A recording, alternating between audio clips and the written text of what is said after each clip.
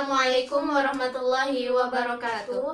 Kami dari kelompok 5 akan memaparkan materi tafsir tentang pertolongan Allah bagi orang yang beriman dalam surat Al-Imran ayat 13 dan surat Al-An'am ayat 6 dan ayat 42 sampai 45. Baik, langsung saja Quran Surah Al-Imran ayat 13. A'udzu billahi minasyaitonir rajim. Bismillahirrahmanirrahim. Qad kana lakum ayatun fi fi'atainil taqata.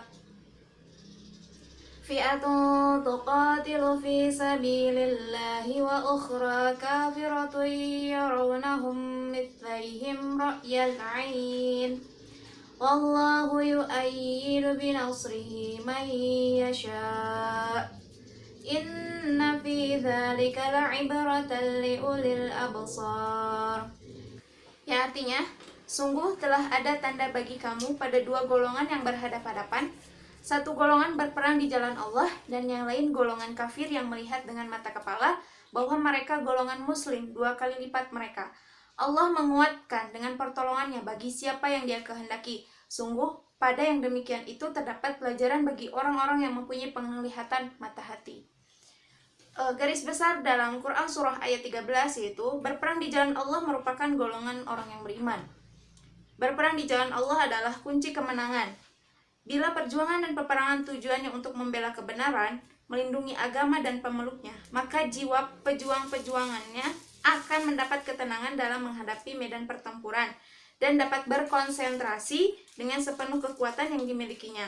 Karena mereka meyakini bahwa di belakang mereka ada kekuatan yang mendorong dan ada pertolongan dari Allah. Allah menegaskan bahwa pertolongan itu akan diberikan kepada hamba-hambanya yang berjihad di jalannya, asal mereka itu tetap tabah dan sabar, serta selalu mengingat kepada Allah dan patuh pada pimpinannya. Dilanjut ke surat berikutnya, yaitu Quran Surat Al-An'am ayat 6. A'udzu billahi minasyaitonir rajim. Bismillahirrahmanirrahim. Alam yarau kam ahlakna min qablihim min qarnin makannahum fil ard min qarnin makannahum fil ardi ma lam numakkil lakum wa arsalna as-samaa'a 'alaihim midrara wa ja'alna al-anhara tajri min tahtihim fa ahlaknahum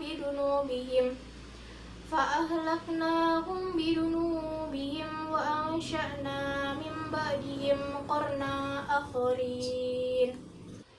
Artinya, tidakkah mereka memperhatikan berapa banyak generasi sebelum mereka yang telah kami binasakan?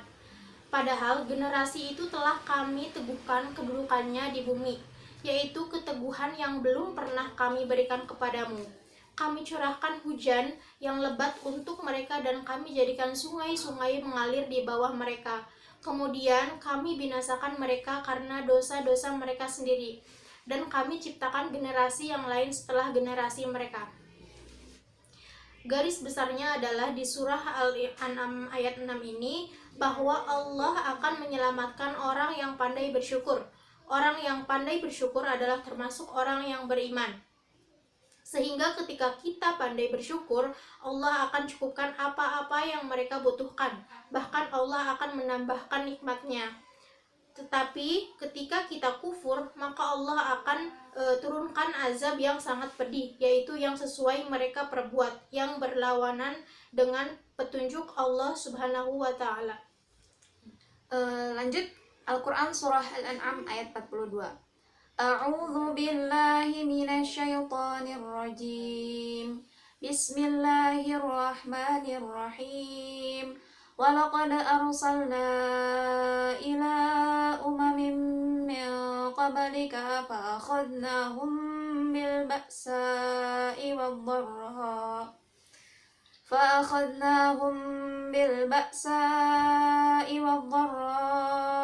la'allahum yatadarra'un. Yang artinya, dan sungguh kami telah mengutus para rasul kepada umat-umat sebelum engkau, Kemudian kami siksa mereka dengan menimpakan kemelaratan dan kesengsaraan, agar mereka memohon kepada Allah dengan kerendahan hati. Garis besar Quran Surah Al-An'am ayat 42 adalah Allah telah mengutus para rasul kepada umat-umat terdahulu yang menyeru manusia untuk bertauhid yang hanya menyembah Allah. Para rasul telah menyampaikan kabar gembira dan peringatan Allah, tetapi orang-orang kafir mengingkarinya. Oleh karena itu, Allah menimpakan kepada mereka kesengsaraan, malapetaka dan permusuhan di antara mereka, agar cobaan-cobaan itu menjadi pelajaran bagi mereka, sehingga mereka bertobat dan mengikuti semua para rasul. Dilanjut ke ayat berikutnya, yaitu ayat 43. فَلَوْلَا إِذْ جَاءَهُمْ بَأْسُنَا تَضَرَّعُوا وَلَكِنْ قَسَتْ قُلُوبُهُمْ وَزَيَّنَ لَهُمُ الشَّيْطَانُ مَا كَانُوا يَعْمَلُونَ.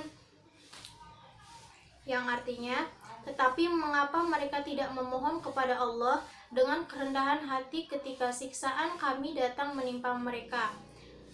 Bahkan hati mereka telah menjadi keras dan setan pun menjadikan terasa indah bagi mereka apa yang selalu mereka kerjakan. Tafsirannya yaitu, setelah ditawarkan kesempatan untuk terhindar dari siksa dengan syarat mereka harus bertobat, para pendurhaka itu enggan melakukannya.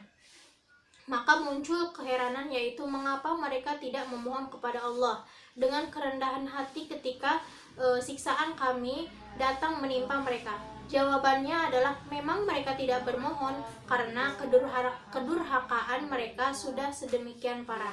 Bahkan hati mereka telah menjadi keras hingga sulit untuk menerima petunjuk, dan setan pun merayu dan mengelabui mereka dengan menjadikan terasa indah bagi mereka, yakni dosa-dosa dan kedurhakaannya yang selalu mereka kerjakan. Sebenarnya yang paling baik bagi umat-umat terdahulu ialah mengikuti seruan para rasul yang diutus Allah kepada mereka, tunduk dan patuh kepada Allah ketika datang azab, malapetaka atau penderitaan yang ditimpakan itu, agar Allah mengampuni dosa-dosa mereka serta memberikan nikmat dan rahmat kepada mereka.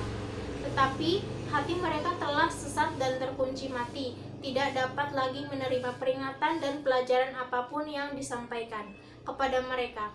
Setan menanamkan ke dalam hati dan pikiran mereka rasa senang dan gembira mengerjakan perbuatan-perbuatan dosa dan syirik, serta mendorong mereka agar selalu melakukan perbuatan-perbuatan tercela itu.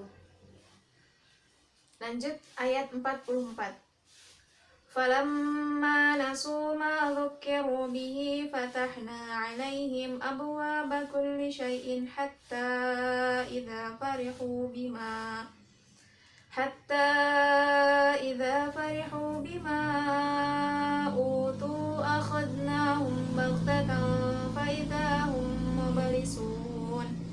Yang artinya, maka ketika mereka melupakan peringatan yang telah diberikan kepada mereka, kami pun membukakan semua pintu kesenangan untuk mereka, sehingga ketika mereka bergembira dengan apa yang telah diberikan kepada mereka, kami siksa mereka secara tiba-tiba, maka ketika itu mereka terdiam putus asa.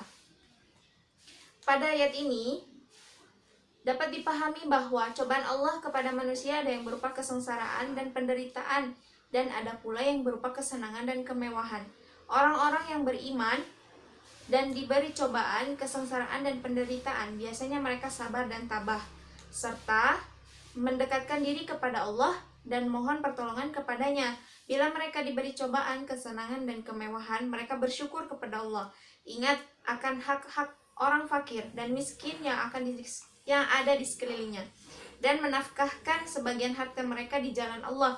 Mereka yakin bahwa kesenangan dan kemewahan itu hanyalah sementara, sedangkan kesenangan dan kemewahan yang sebenarnya dan yang kekal ialah di akhirat nanti.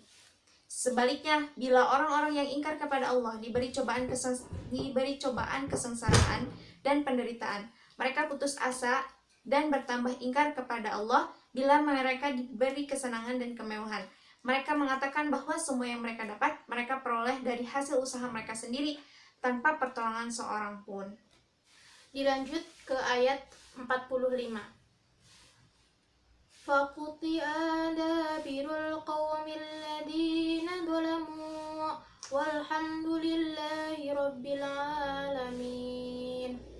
Artinya, maka orang-orang yang zalim itu dimusnahkan sampai ke akar-akarnya, dan segala puji bagi Allah, Tuhan seluruh alam. Lanjut ke tafsir ayat ke-45. Peringatan sudah disampaikan, teguran secara halus maupun keras juga sudah diberikan. Bahkan aneka nikmat sudah mereka terima, mereka masih saja durhaka.